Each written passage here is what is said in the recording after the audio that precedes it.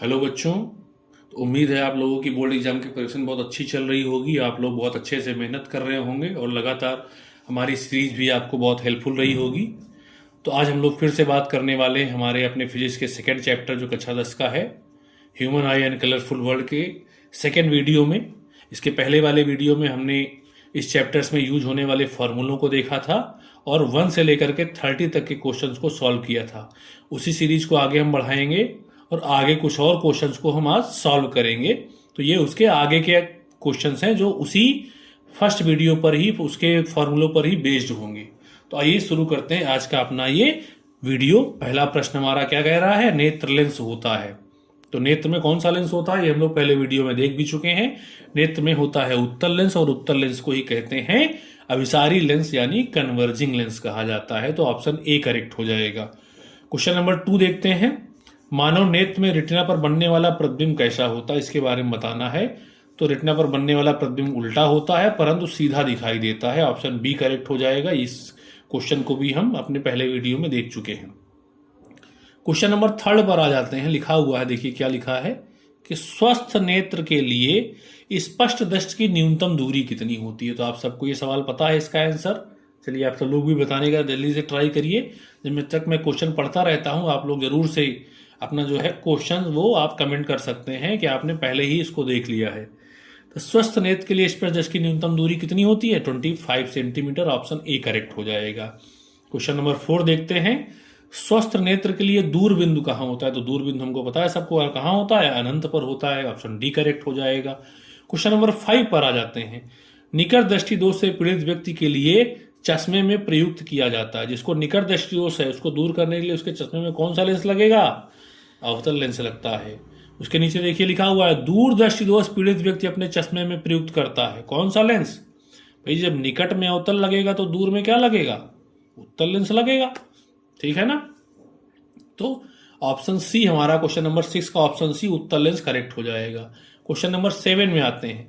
दूर दृष्टि दोष के कारण प्रतिबिंब बनता है। दूर दृष्टि दोष का मतलब यह कि प्रतिबिंब रेटिना से भी दूर बनेगा यानी रेटिना से भी पीछे बनता है। ऑप्शन सी करेक्ट हो जाएगा। क्वेश्चन नंबर 8 देखिए।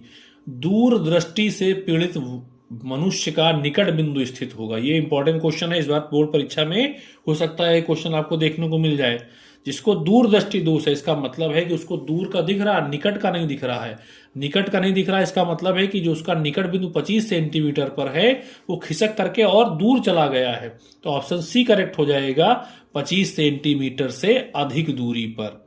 अब आते हैं अपने अगले प्रश्न पर जो कि 2015 के बोर्ड एग्जाम में आपको देखने को मिला था। क्वेश्चन नंबर 9 है। निकट दृष्टि दोष से पीड़ित व्यक्ति का दूर बिंदु स्थित होता है। जिसको निकट दृष्टि दोष है इसका मतलब उसको दूर की चीजें नहीं दिख रही और दूर बिंदु होता है अनंत पर। तो दूर की उसको दिख नहीं रही इसका मतलब उसका दूर बिंदु अनंत पर नहीं है, अनंत से आगे आ चुका है। तो ऑप्शन डी देखिए, अनंत से कम दूरी पर आपका करेक्ट हो जाएगा। क्वेश्चन नंबर 10 देखते हैं। जब श्वेत प्रकाश कांच के प्रिज्म से गुजरता है तो न्यूनतम विचलन होता। न्यूनतम विचलन किसका होगा, लाल रंग का होता। ऑप्शन बी करेक्ट हो जाएगा। क्वेश्चन नंबर 11 देखिए। कांच का अपवर्तनांक अधिकतम होता है, किसके लिए अधिकतम होगा, ये सब हम लोग देख चुके हैं अपने पहले वीडियो में। बैगनी रंग के लिए अधिकतम होता है। और न्यूनतम किसके लिए हुआ, क्वेश्चन नंबर 12 देखिए। न्यूनतम किसके लिए होगा भाई, जब बैगनी के लिए अधिकतम है तो इसका मतलब है कि लाल रंग के लिए न्यूनतम होगा। ऑप्शन डी करेक्ट हो जाएगा 12 में। क्वेश्चन नंबर 13 देखते हैं। जब श्वेत प्रकाश प्रिज्म से गुजरता है तो सर्वाधिक विचलन होगा। मैक्सिमम डेविएशन किसका होता है, बैगनी रंग का होता है। ऑप्शन सी करेक्ट हो जाएगा। क्वेश्चन नंबर 14 पर आते हैं। श्वेत प्रकाश के वर्णक्रम में प्राप्त विभिन्न रंगों का क्रम अंग्रेजी में रंगों के नाम के प्रथम अक्षर से बने निम्न शब्द संकेत द्वारा व्यक्त किया जाता है। पहले वीडियो के फॉर्मूलों में मैंने आपको बता दिया था कि हम कैसे इसको याद रखते हैं श्वेत प्रकाश के स्पेक्ट्रम को। विबग्योर हमारा टर्म है। तो विबग्योर टर्म में देखिए ऑप्शन ए आपका करेक्ट हो जाएगा। Violet, indigo, blue, green, yellow, orange, red, ये 7 कलर्स का एक पैटर्न होता है। सब में लिखा वही हुआ है, बस आगे पीछे कर दिया गया। तो सही पैटर्न क्या है, विबग्योर। ऑप्शन ए करेक्ट हो जाता है। क्वेश्चन नंबर हम लोग अपने आ जाते हैं 15 पर। श्वेत प्रकाश के निम्न रंगों में से किस रंग की तरंगदैर्घ्य सबसे अधिक होती है। तरंगदैर्घ्य सबसे ज्यादा किसकी होगी, लाल रंग की। लाल सबसे लास्ट में है और ये विबग्योर जो है ये तरंग दैर्घ्य के क्रम के आधार पर ही बनाया गया है। तो सबसे आखिरी में लाल है तो इसका मतलब लाल की तरंग दैर्घ्य सबसे ज्यादा है, ऑप्शन बी करेक्ट हो जाएगा। क्वेश्चन नंबर 16 देख लेते हैं। चंद्रमा से देखने पर आकाश दिखाई देता है। आकाश ये पहली वीडियो में भी हम लोग कवर कर चुके हैं। वहां पर वायुमंडल नहीं है, प्रकाश का प्रकीर्णन नहीं होने की वजह से हमें आकाश काला दिखाई देता है। 16 में ऑप्शन बी करेक्ट हो जाएगा। 17 में आ जाते हैं।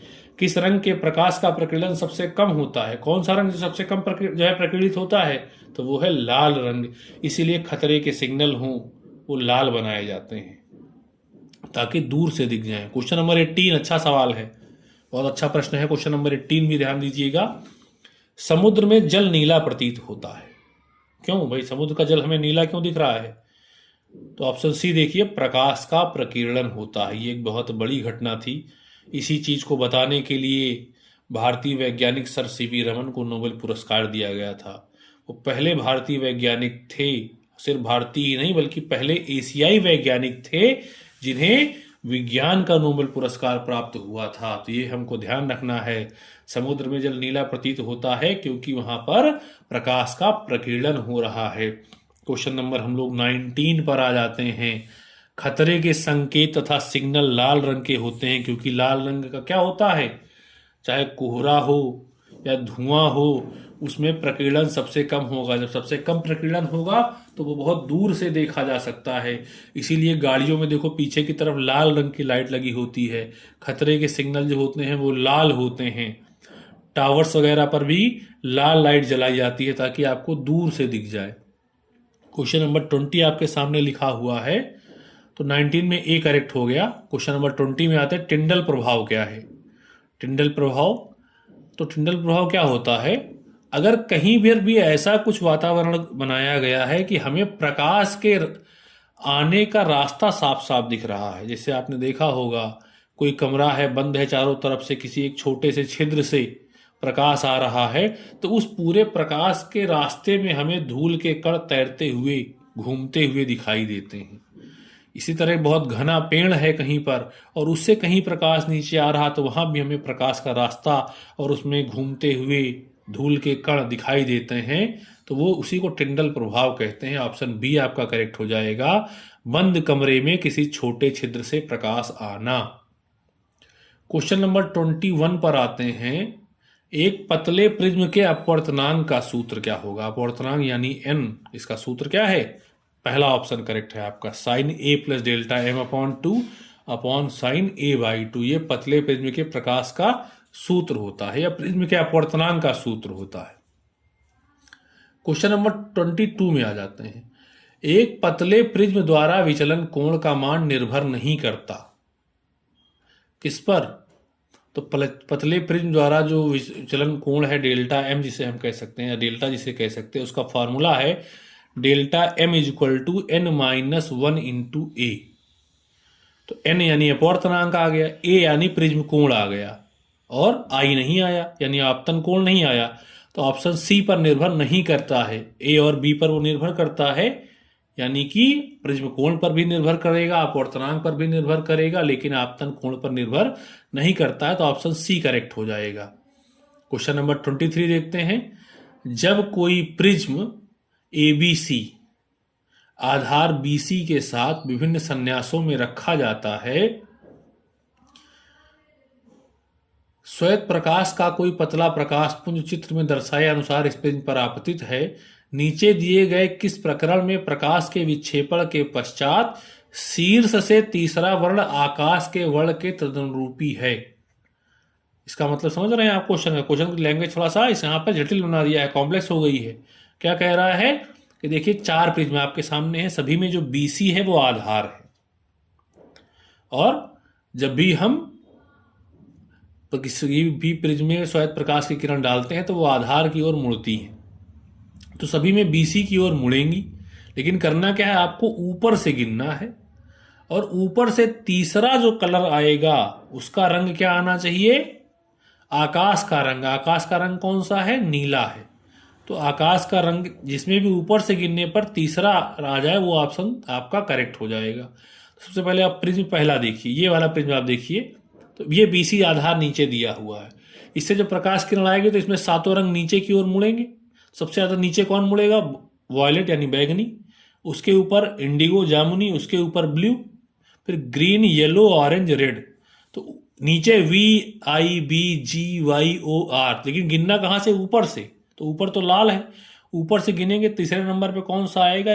RO और Y आ जाएगा, येलो आ जाएगा। तो ये तो पहला तो गलत हो गया। क्वेश्चन नंबर ऑप्शन सेकंड पर आते हैं।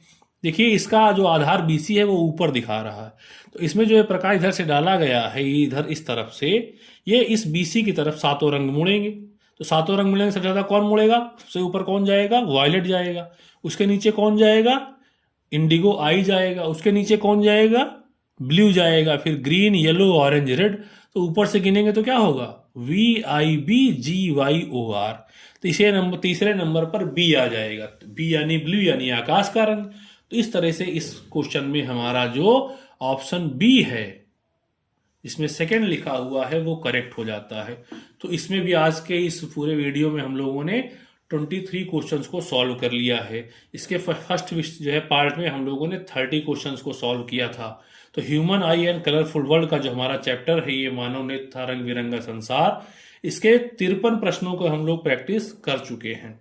अब इसके बाद हम लोग अपने अगले चैप्टर की प्रैक्टिस करेंगे अपने अगले वीडियोज में। तो इसी तरह हमारे साथ लगातार बने रहें, तो और आप अपनी तैयारी को और ज़्यादा स्ट्रांग करते रहें, अच्छे तैयारी करते रहें, जिससे कि एग्जाम में जो आप मैक्सिमम से मैक्सिमम मार्क्स को गेन कर पाएं।